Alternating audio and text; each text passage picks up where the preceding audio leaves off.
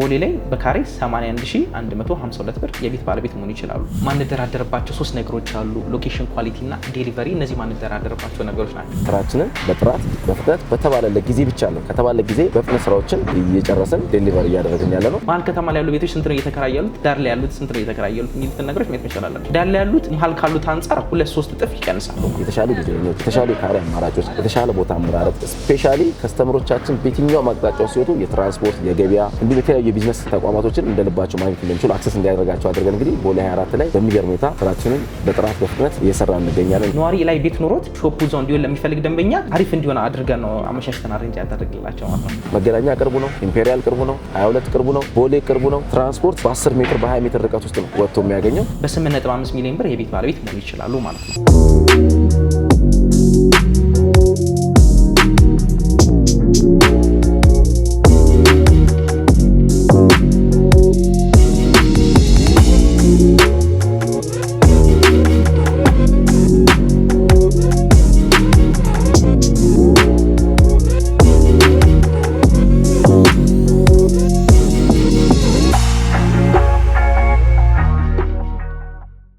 ጤና ይስጥልን ውድ የትርታ ቢዝነስ ሪቪው ቤተሰቦቻችን እንደምን አላችሁ? እኛ በጣም ሰላም ነን። ትርታ ቢዝነስ ሪቪው እንደሚታወቀው የተለያዩ የቢዝነስ ሀሳቦችንና ጠቃሚ መረጃ በየጊዜው ወደ እናንተ በማድረስ ይታወቃል። ዛሬ ሁዳ ኢንጂነሪንግ ተገኝተናል። በሁዳ ኢንጂነሪንግ ቆይታችን ደግሞ የተለያዩ አይነት የቤት አማራጮችን ወደ እናንተ ወደ ተመልካቾቻችን እናቀርባለን። እናንተም እንግዲህ ቤት ለመግዛት እያሰባችሁ ካላችሁ 35% ቅናሽ የተደረገባቸው ቤቶች እንዳሉ ሰምተን ነው እዚህ የተገኘ ነው። እንግዲህ ሙሉ ፕሮግራማችንን ከመጀመሪያው እስከ መጨረሻው ማየት እነዚህ ቤቶች ምን አይነት ናቸው፣ ዋጋቸው ስንት ነው፣ በምን አይነት የካሬ አማራጭ ነው የቀረቡት፣ የት ማግኘት እንችላለን የሚለውን ሰፋ ያለ መረጃ ይዘንላችሁ መተናል። ቆይታችሁ ከኛ ጋር እንዲሆን ከወዲሁ እየጋበዝኩኝ ፕሮግራሙን በመምራት አብሬያችሁ ቆይታ ማደርገው እኔ ሊና አብራም ነኝ። በካሜራማን ኦላለ ወደ ፕሮግራሙ።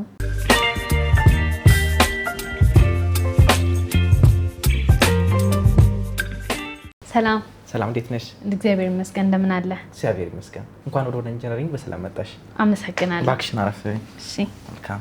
በድጋሚ እንኳን ወደ ሁዳ ኢንጂነሪንግ በሰላም መጣሽ። በጣም አድርጌ አመሰግናለሁ። ያው እንግዲህ ወደ እናንተ ጋር በተደጋጋሚ እንመጣለን።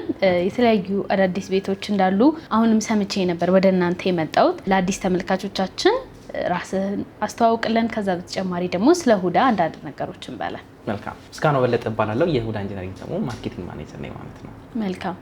ሁዳ ኢንጂነሪንግ ማን ነው? እስከዛሬ ምን አይነት ስራዎችን ሰርቷል? ስለሱም ደግሞ አንዳንድ ነገሮችን ንገረኝ። አሪፍ። ሁዳ ኢንጂነሪንግ 2009 ላይ ነው የተመሰረተው። እህት ኩባንያ ያለው ሂብ አርክቴክት የተባለ እህት ኩባንያ፣ ሂብ አርክቴክት የተባለው እህት ኩባንያ ዲዛይን ስራዎችንና ኮንሰልታንሲ ስራዎችን ይሰራል። ሁዳ ኢንጂነሪንግ ደግሞ ከዲዛይን ጀምሮ እስከ ፊኒሺንግ ድረስ ይሰራል፣ ግንባታዎችን ማለት ነው። ሶ ሬዚደንሻል፣ ኮሜርሻል እና እንዲሁም ደግሞ የማህበራዊ አገልግሎቶች ህንጻዎችን ሲሰራ ነበረ። 4 ኪሎ፣ ፒያሳ፣ አጠና ተራ፣ መርካቶ፣ ቦሌ ቡልቡላ ወደ አያት አካባቢ ግንባታዎችን ስንገነባ ነበረ። ያ ምንድነው ኮንትራክት እየወሰደን ጨረታ እየወሰደን እንሰራ ነበረ ማለት ነው። ሶ በአመት ሪሰርች ሰራ። በአመት ከ450 እስከ 500 ሺህ ቤቶች እንደሚፈልጉ ሪስቴት ላይ ያየን። ሶ ፋይናል ወደ ሪስቴቱ ለምን አንገባም ማለት እና ቡልቡላ ላይ 2 ፕሮጀክቶችን፣ ቦሌ ኢምፔሪያል ላይ ደግሞ 3ኛ ፕሮጀክት አሁን ቁልፍ ልናስረክብ ነው። 4ኛ ፕሮጀክታችን ደግሞ ኒያላ ሞተርስ፣ 5ኛ ፕሮጀክታችን ደግሞ አዲሱ ደግሞ ቦሌ 24 ላይ ደግሞ ጀምረን እንገኛለን ማለት ነው። እነዚህ ፕሮጀክቶችን ስንሰራ የብረት ግብአቶችን ቅድሚያ አዘጋጅተን ፕሮጀክት ሳናንዛዛ አንዲት ነገር ይዘን እሷን ጥንቅቅ አድርገን ከጨረስን በኋላ ወደ ሌሎች ፕሮጀክቶች በመሄድ በፍጥነትና በጥራት ደግሞ የ25 ኢትዮ ሪል ስቴት አዋርድ የተሸለመ ድርጅት ነው ማለት ነው ሁዳ ኢንጂነሪንግ። ዋው በጣም ደስ ይላል። አሁን ምን አዲስ ነገር አለ? ወንደርፉል። ሁሉ ጊዜ ሰርፕራይዝ አለ ሁዳ ላይ። ሶ ምንድነው ይዘንላችሁ መጣን። አሁን ደግሞ ከአዲሱ አይዲያ ባስ ስቴዲየም ወደፊት አፍሪካ ዋንጫና የዓለም ዋንጫ እናዘጋጅበታለን ብለን ተስፋ ያደረግንበት ስቴዲየም አለ። በዛ በቅርብ ርቀት ላይ ለኢንቨስትመንት ምቹ የሆነ አዲስ ፕሮጀክት ይዘንላችሁ መጥተናል። እሱ ደግሞ ምንድነው ቦሌ 24 የተባለው አዲሱ ፕሮጀክታችን ነው። የፋውንዴሽን ስራዎችን ጨርሰን ከ35% ቅናሽ ጋር ማለት ነው። ዋው ከ35% ቅናሽ ጋር በካሬ ቦሌ ላይ ብቸኛው ነው። በነገራችን ላይ 81 ሺህ ብር እየሸጠን እንገኛለን። ይሄኛው አንደኛው ሰርፕራይዛችን ነው። ሁለተኛው ሰርፕራይዛችን ደግሞ 17ኛ ፍሎር ላይ የደረሰ አዲስ ፕሮጀክት አለ ማለት ነው። ያ ፕሮጀክታችን ቦሌ ኒያላ ሞተርስ አስፋልት ዳር ነው የሚገኘው። እሱም ደግሞ ሁለተኛ ፕሮጀክት አለ ማለት። ስለዚህ 17ኛ የደረሰ ፕሮጀክት እና ፋውንዴሽን የጨረሰ 2 ፕሮጀክቶችን ለደንበኞቻችን ይዘንላቸው መጥተናል ማለት ነው። በጣም ደስ ይላል። እስቲ ሁዳ ኢንጂነሪንግን ከሌሎቹ ለየት የሚያደርገውን ኳሊቲ ብለህ የምታስባቸውን ነጥቦች አንሳልኝ። መልካም። እንደ ሁዳ ማንደራደርባቸው 3 ነገሮች አሉ። ሎኬሽን፣ ኳሊቲ እና ዴሊቨሪ። እነዚህ ማንደራደርባቸው ነገሮች ናቸው። እንደ ሞቶ ይዘን የተነሳ ነው ትረስት ወርዚ ሪል ስቴት ነው። ያ ማለት ምንድነው ስም ጠፍቷል የሪል ስቴት ስም እና ያንን ለመመለስ ነው በ6 ወራት እስከለተን እየጨረስን በአንድ አመት ውስጥ ደግሞ የፊኒሽ ስራዎችን ሰርተን በአንድ አመት ከ6 ወር ለደንበኞቻችን አስረክበን የቀረውን 6 ወር ደንበኞቻችን ፊኒሺንግ ሰርተው በሁለት አመቱ አክቲቭ የሆነ ሳይት እንዲኖር አድርገን ነው እየሰራን የምንገኘው ማለት ነው። እዚህ ደንበኞቻችን አንድ ሎኬሽን ቦሌና ቦሌ አቅራቢያ ላይ ያለ፣ ሁለተኛ ደግሞ ጥራቱን የጠበቀ ህንጻ ማለት ነው። ምክንያቱም ህንጾቻችን በነገራችን ልጆቻችን ናቸው። ሶ ከመሰራረቱ ጀምሮ መስራቹ ራሱ ኢንጂነር ነው፣ ስትራክቸራል መሐንዲስ ነው። ሶ በባለሙያዎች የተዋቀረ ድርጅት ነው ማለት ነው። ሶ ከሌሎች ለየት የሚያደርገን እሱ ነው። ሌላኛው ደግሞ ደንበኞች ትረስት ያደርጉናል ማለት ነው። የተባለው ጊዜ አይደለም ከተባለው ጊዜ ቀድመን በማስረከብ የ25 ሽልማት ያገኘ ድርጅት ስለሆነ በዚህ ይለያል ማለት ነው ድርጅታችን።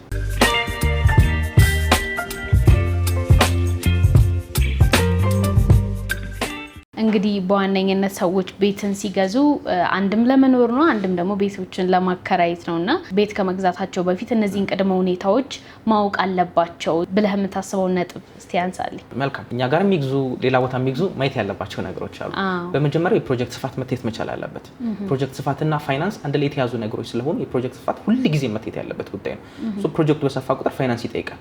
ሶ የፕሮጀክቱ ስፋት አለ ወይ፣ ካምፓኒው ባክግራውንዱ እንዴት ነው ከፋይናንስ አንፃር የሚለውን ማየት መቻል አለባቸው አንደኛ።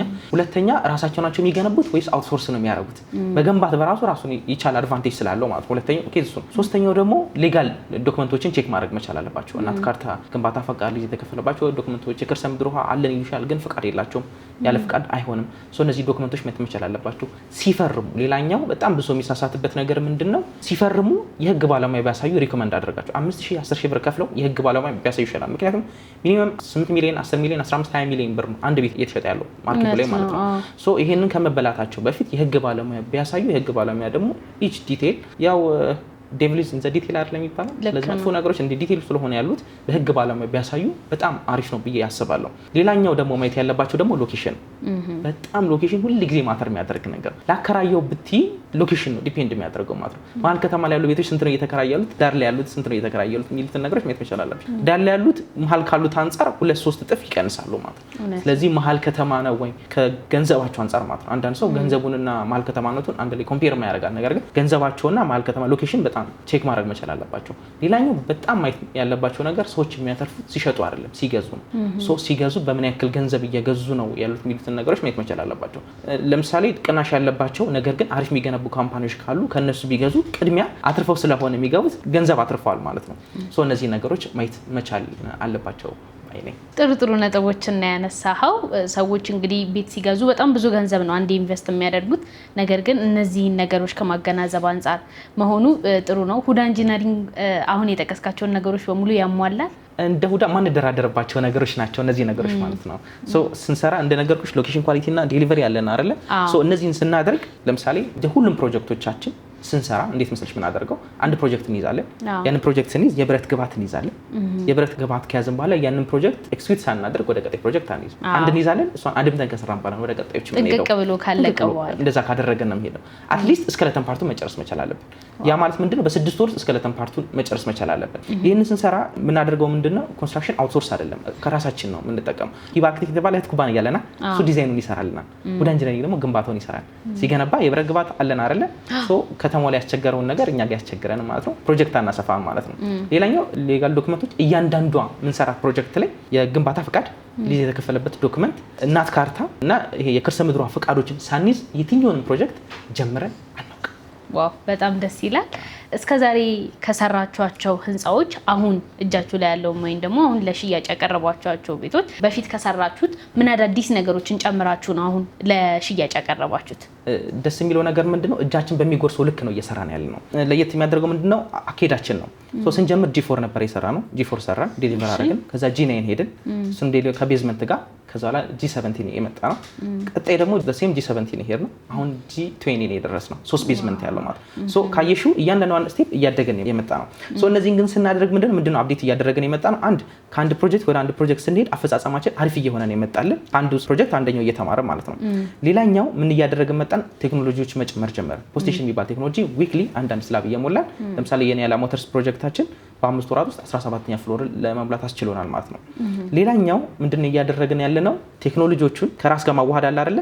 ሲሰሩ የነበሩ ቲሞቻችን ራሱ ምን ማድረግ እንዳለባቸው ምንና መቼ ማድረግ እንዳለባቸው ከመጀመሪያው ስቴት ሁለተኛው ላይ ያስተካከልን አምስተኛው ላይ ደግሞ the best project ይዘን መጥተናል 3 ቤዝመንት ያለው ማለት ነው የመጀመሪያው 3 ቤዝመንት ያለው በፕሮጀክት ስፋትም ደግሞ እያደገን የመጣ ነው በካሬ ራሱ ማለት ነው ደንበኞቻችን ብዙ ጊዜ ሱቅ ይፈልጉ ነበር እዚህኛው ፕሮጀክታችን ላይ ደግሞ ሱቅ ጨምረን 3 ቤዝመንት ጨምረን ከአዲሱ አይዲያ ባስ ስቴዲየም በፊት ለፊት አስፋልት ዳር ነው ይዘንላቸው የመጣ ነው ማለት ነው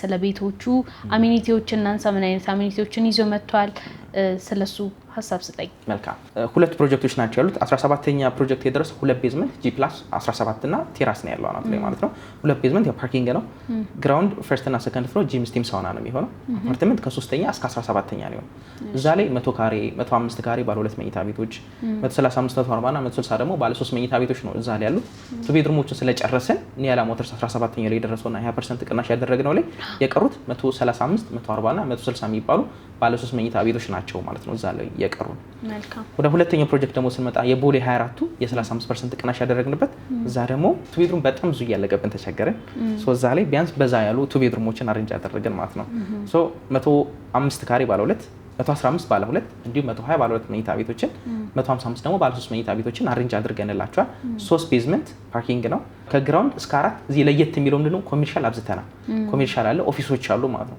ምንድነው እዚህ ላይ ያሰብነው ነዋሪ ላይ ቤት ኖሮት እዛው ኦፊስ እንዲሆን ለሚፈልግ ደንበኛና ሾፑ እዛው እንዲሆን ለሚፈልግ ደንበኛ አሪፍ እንዲሆን አድርገን ነው አመሻሽተን አሬንጅ ያደረግንላቸው ማለት ነው ሶ ሊከራዩ በሚችሉበት መልኩ ስቲም ሳውናና ጂም እንዳለ ሆኖ ማለት ነው ይሄንን አፕዴት አድርገን ነው እየመጣንላቸው ማለት ነው በጣም ደስ ይላል እስቲ ምን አይነት ያከፋፈል ሁኔታ አላችሁ ካሬዎቹስ አሁን የጠቀስከልኝ ብቻ ናቸው ወይስ ተጨማሪ አለ ስላከፋፈል ሁኔታውና ስለዋጋው እናንሳ መልካም ሁለት ፕሮጀክቶች ናቸው ያሉት ከየትኛው ፕሮጀክት ልጀምርልሽ ከቦሌ 24 የ35% ቅናሽ ያደረግንበት ፕሮጀክት ልንገርሽ ማለት ነው እዛ ላይ አራት አይነት የካሬ አማራጭ ነው ያለው 105 115 120 እና 155 ካሬዎች ናቸው 105ቱ ካሽ ለሚከፍል ደንበኛ 100% ለሚከፍል ደንበኛ 35% ቅናሽ ተደርጎበት በካሬ 81152 ብር ይሆናል ማለት ነው ያ ማለት ቫትን ጨምሮ በ8.5 ሚሊዮን ብር የቤት ባለቤት መሆን ይችላሉ ማለት ነው 105 ካሬ 115 ካሬው ደግሞ ተሴም 81 ሺህ ብር ነው በካሬ 9 ሚሊዮን 332 ሺህ ብር የቤት ባለቤት መሆን ይችላሉ 120 የሚባለው ደግሞ ባለ 2 መኝታ ካሬያችን 9 ሚሊዮን 738 ሺህ ብር 9.7 ሚሊዮን ብር የቤት ባለቤት መሆን ይችላል ቫትን ጨምሮ 100% ለሚከፍሉ ደንበኞቻችን ሌላኛው 155 ካሬ ባለ 3 መኝታ አማራጮች አሉ ይሄ ራሱ እየሳሳ ነው ባይገርምሽ እና እነዚህ ደግሞ በ12.5 ሚሊዮን የቤት ባለቤት መሆን ይችላሉ ይሄ ቦሌ 24 ላይ በካሬ ቦሌ ላይ በካሬ 81152 ብር የቤት ባለቤት መሆን ይችላሉ ይሄ 100% ካሽ ለሚከፍሉ ደንበኞች ናቸው ሁለተኞቹ ደግሞ አይ እኔ 100% መክፈል አልፈልግም ቀስ እያልኩ መክፈል ፈልጋለሁ ለሚሉ እነሱ ኦፕሽን አላቸው እነሱ በካሬ 124850 ብር ነው ሶ ያ ማለት ነው 15% ቅድመ ክፍያ ከፍሎ ከ1.9 ሚሊዮን ብር ጀምሮ የቀረውን 85% በሁለት ዓመት ከፍለው የቤት ባለቤት መሆን ይችላሉ እዚህ ላይ ሁለት ኦፕሽን አላቸው አንድ ፕሮግረስ አከፋፈል አለ ያ ማለት ህንጻውን እያዩት መክፈል ይችላሉ ሁለተኛው በየ3 ወሩ ነው ብዙ ጊዜ ፍጥነት ስላለን ሪኮመንድ ማድረገው እኔ የፕሮግረሱን ሪኮመንድ አላደርግም የየ3 ወሩ ነው ሪኮመንድ ማድረገው ስለዚህ በ3 ወሩ የቀረውን 85% በሁለት ዓመት ከፍለው የቤት ባለቤት መሆን ይችላሉ ማለት ነው ይሄ የቦሌ 24 አዲስ ፕሮጀክታችን ማለት ነው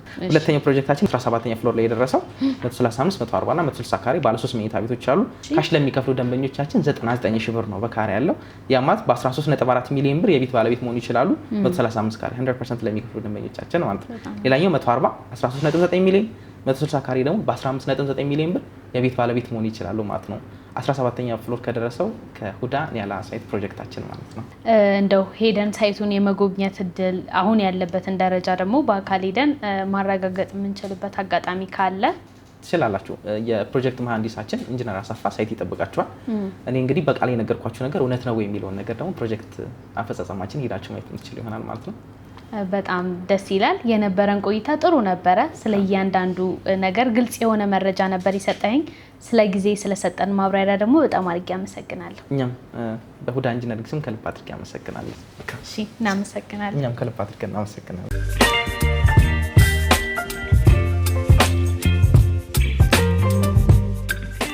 ሰላም እንዴት ነሽ እንዴት ነህ ሰላም ነሽ እግዚአብሔር ይመስገን አለን ለአዲስ ተመልካቾቻችን ራስን አስተዋውቅልን ዛሬ የትኛው ሳይታችሁ ላይ ነው የተገኘ ነው አሁን እንግዲህ የሁዳ ኢንጂነሪንግ ከሚያስገነባቸው ለግዠሪ አፓርትመንቶች ኒያላ ወይም ደግሞ አምቻ አካባቢ የሚገኘው ሳይታችን ላይ እንገኛለን ማለት ነው። በጣም ደስ ይላል።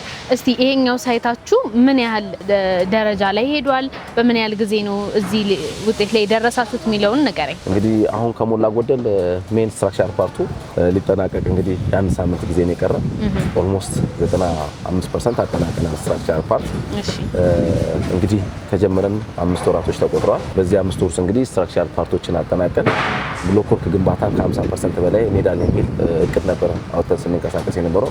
ኦልሞስት ከ50% በላይ የግንባታ ወይም ደግሞ የብሎኬት ስራችንን ያጠናቀቅንበት፣ ስትራክቸራችን ደግሞ ፋይናላይዝ እናደርግ ደግሞ የአንድ ሳምንት ጊዜ ነው የቀረን ማለት ነው። በጣም ደስ ይላል። ይሄኛውን ፕሮጀክታችሁን በምን ያህል ጊዜ ገደብ ነው ልጨርሱት ያሰባችሁት? እንግዲህ በሪልስቴት ታሪክ ውስጥ እንግዲህ ወይም ደግሞ በሪልስቴት ግብይት ውስጥ እንግዲህ ራሱን የቻለ የውል ስምምነቶች ይኖራሉ። ነገር ግን ደግሞ ተቋሙ ደግሞ በራሱ መንገድ ደግሞ የሚያወጣቸው የስራ ስኬጁሎች አሉ። በስኬጁላችን መሰረት ተቋሙ በሰጠን ወይም ደግሞ ኢንጂነሪንግ ዲፓርትመንቱ ባወጣው ስኬጁል መሰረት የ10 ወር ጊዜ ነው ያለው። እንግዲህ 5 ወራችንን በሚገርም ሁኔታ አቺቭ አድርገናል። ቀሪ 5 ወሩን ደግሞ አብረን ምን ይሆናል ማለት ነው። እንግዲህ አሁን የምትጠቀሙት የተለየ ቴክኖሎጂ እንዳለ ሰምቼ ነበረ። ለቤት ግንባታው ምን አይነት አስተዋጽኦ ይኖረዋል፣ እንዲሁም ደግሞ የጥራት ደረጃው ምን ይመስላል የሚለውን ንገረኝ። እናንተም በተግባርና በተጨባጭ መታችሁ እንደተመለከታችሁት ፖሴሽን ቴክኖሎጂ መጠቀም ከጀመረ እንግዲህ ሰነባብተናል። እንግዲህ ፖሴሽን ቴክኖሎጂ ትልቁ ጥቅምና አድቫንቴጁ ምንድነው? አንደኛ ጥራትን አስጠብቆ ከመሄድ አንግል እያንዳንዷ ስትራክቸራል ኤሌመንት በሜጀርመንት ተቀምጣ ተጨማሪ የቺዝሊንግ የቁርቋር ወይም ደግሞ ሌላ ሽፍት የሚያደርጉ የስትራክቸር ፓርቶች እንኳን እንዳይፈጠሩ ተደርጎ የሚሰራበት ጥራትን አንዱ የምናስጠብቅበት ቴክኖሎጂ ነው። በተጨማሪ ደግሞ ከጊዜ አጠቃቀም ጋር እጅግ በጣም ጊዜያችንን በጣም ሴቭ ያደረገልን በሳምንት 1 ፎቅ ወይም ደግሞ በሳምንት 1 ወለል በወር 4 ፎቅ ወይም በወር 4 ወለል እየሰራን እንግዲህ እጅግ በጣም ካፈጠነልና ስራችንን ካሳለጥን ቴክኖሎጂ መካከል ነው። ግን ቢሆንም ደግሞ ቴክኖሎጂ ምን ይፈልጋል? አፈጻጸም ይፈልጋል። ቴክኖሎጂን ብቻ ዝም ብሎ ተቋም ማምጣት ብቻ ውጤታማ አያደርግም። በእቅድ መምራት፣ በተባለው ልክ ደግሞ ጥራት ላይ ችግር እንዳይፈጠር ደግሞ ያንን ቴክኒካል እውቀቶችን ዴቨሎፕ ያደረገ ወይም ደግሞ እዛ ላይ ፕሮፌሽኑን በደንብ ማኔጅ ያደርግ የሚችል ሙያተኞች አሳይን አድርገን እንግዲህ በጋራ ሰርተን ውጤታማ አድርገናል ማለት ነው። እናንተ ጋር ስመጣ የምሰማው ነገር እንደውም ከተባለበት ጊዜ ቀደም ብለን ነው የምንጨርሰው የሚል የሁዳ ኢንጂነሪንግ መርህ አለና እውነት በተባለበት ጊዜ ነው የምንጨርሰው? አመሰግናለሁ። እንኳን እኔን ጥያቄ አነሳሽ። በጣም የሚገርምሽ በተለያዩ ማህበራዊ ሚዲያዎቻችን ላይ ብዙ ጊዜ የምንናገራቸው ነገሮች አሉ። ቃልን በተግባር ነው ብለው ቃላችንን እኛ እንሰጣለን፣ ተግባሩን ደግሞ ከስተመሮቻችን እየመጡ ነው ምስክርነት የሚሰጡት። እኛ ከስተመሮቻችን ክብር አለን። ከስተመሮቻችን ለኛ ንጉሶች ናቸው። ትርፎቻችንም ሀብቶቻችንም እነሱ ናቸው። ቢሆንም ደግሞ እኛ ከምንም ነገር በላይ እንግዲህ ሴክተሩ እንደምታውቁት እምነት ያጣ ነው። ተቀባይነቱን እየወረደ የመጣበት ከጊዜ ወደ ጊዜ። እኛ ግን እዚህ ሴክተር ከተቀላቀልን ጊዜ ጀምሮ ግን በተሻለ መጠን ስራችንን በጥራት በፍጥነት በተባለለት ጊዜ ብቻ ነው ከተባለ ጊዜ በፍጥነት ስራዎችን እየጨረስን ዴሊቨር እያደረግን ያለ ነው። አሁንም የሁዳ መለያችን በአጭር ጊዜ ስራን በጥራትና በፍጥነት ሰርቶ ለከስተመሮቻችን ማስረከብ። ይሄ ነገም ከነገ ወዲያም ይቀጥላል። ቃላችንም መርሃችንም እሱ ስለሆነ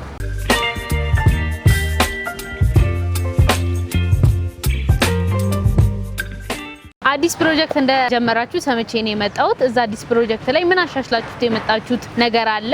ስለ አዲሱን ፕሮጀክት አንዳንድ ነገሮችን በላይ።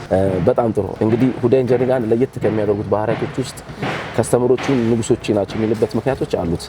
የሚሰጡን ኮሜንቶች አሉ፣ የሚሰጡን ሀሳቦች አሉ። እንግዲህ እነዚህን ሀሳቦች ወስደን ወደ ተቋማችን በማምጣት የተሻሉ ዲዛይኖች፣ የተሻሉ የካሬ አማራጮች፣ የተሻለ ቦታ አመራረጥ ስፔሻሊ ከስተመሮቻችን በየትኛውም አቅጣጫው ሲወጡ የትራንስፖርት የገበያ እንዲሁም የተለያዩ የቢዝነስ ተቋማቶችን እንደልባቸው ማግኘት እንደሚችሉ አክሰስ እንዲያደርጋቸው አድርገን እንግዲህ ቦሌ 24 ላይ በሚገርም ሁኔታ ስራችንን በጥራት በፍጥነት እየሰራ እንገኛለን። እንግዲህ የመጀመሪያውን የሰብስትራክቸር ስራ አድካሚውን የአለት ቁፋሯችን አጠናቀን ወደ ዋናው የኮንክሪት መሙላት መርሃ ግብራችን ፈርስት ፌዙን ጨርሰን እንግዲህ ወደ ሰከንድ ፌዙ ደርሰናል። እንግዲህ እሱንም አብረን እናያለን። ሁዳ በጣም ከሚገርመው ባህሪያቶቹ አንዱ ፕሮጀክቶችን እኩል የማስኬድ አቅም፣ እኩል የመምራት አቅምና እኩል ጥራታቸውን አስጠብቆ በቂ ሰው ኃይል መድቦ በቂ ማቴሪያሎችን አስገብቶ የመምራት ክህሎትን እንግዲህ በተግባር እያሳየ የሚገኝ ተቋም ነው። እንግዲህ ከስተመሮቻችን ቃላችን እየሰጠናቸው ነው። ተግባሩን እንግዲህ ደግሞ ወርደው መጥተው አይተው ደግሞ ምስክርነቱ እነሱ ናቸው መስጠት ያለባቸው። መልካም። ስለ አሚኒቲዎቹ ንገረኝ። ምን አይነት አሚኒቲዎች አላቸው እነዚህ ሁለቱም ህንጻዎች? ሁለቱም ህንጻዎች በጣም በሚገርም ሁኔታ ብዙ ጊዜ ከስተመሮች የሚጨነቁት መሰረታዊ የሆኑ ሁለት ነገሮች ናቸው። አንደኛው ትራንስፖርት ነው፣ ሁለተኛው ማርኬቲንግ። እነዚህን በጣም ያማከለ በጣም ሴንተር ቦታ ላይ ነው። ለምሳሌ እንኳን ኒያላ ሳይታችን ብናስበው መገናኛ ቅርቡ ነው፣ ኢምፔሪያል ቅርቡ ነው፣ 22 ቅርቡ ነው፣ ቦሌ ቅርቡ ነው። ትራንስፖርት በ10 ሜትር በ20 ሜትር ርቀት ውስጥ ነው ወጥቶ የሚያገኘው። ይህም ቀላልም ለዋናው መንገድ ለአስፋልቱ ቅርብ ነው። ቦሌ 24ም እንደዚሁ በተመሳሳይ መልኩ ለ22 ለጎላጉል ለአዲያባ ስቴዲየም፣ ለኢምፔሪያል እንዲሁ ለቦሌ እንደዚሁ ለ22 ኦልሞስት ሴንተር የሆነ ቦታ ላይ ነው። እነዚህ ከትራንስፖርት በቂ ማርኬቲንግ ከማግኘት አንፃር በጣም አቅራቢያ ቦታ ላይ የሚገኙ ናቸው ማለት ነው። ትልቁ ደግሞ ደህንነታችን ያስፈልጋል።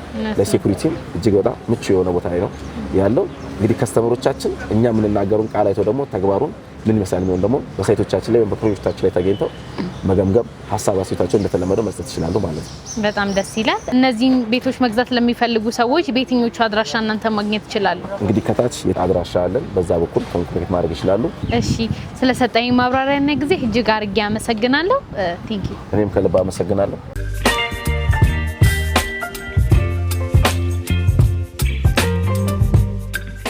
ውድ ተመልካቾቻችን በሁዳ ኢንጂነሪንግ የነበረን ቆይታ ይሄንን ይመስል ነበረ። እንግዲህ በዛሬው ቆይታችን ጥሩ የሆነ የቤት አማራጮችን እንዳገኛችሁ አምናለሁ። እነዚህን ቤቶች ፈጠን ብላችሁ ለማግኘት ከታች በምናስቀምጠው ስልክ ደውላችሁ መገበያየትና የቤት ባለቤት መሆን ትችላላችሁ። በየጊዜው ደግሞ እንደነዚህ አይነት ተመሳሳይ ቪዲዮዎች እንዲደርሳችሁ ለቻናላችን አዲስ የሆናችሁ ሰዎች ቻናላችንን ላይክ፣ ሰብስክራይብ፣ ሼር ማድረግ እንዳትረሱ። ፕሮግራሙን በመምራት አብሬያችሁ ቆይታ ያደረኩት እኔ ሊና አብራብ ነበርኩኝ። በካሜራማን ናኦል ነበረ። በቀጣይ በተለያዩ ፕሮግራሞች እስከምንገናኝ ሰላም ቆዩ።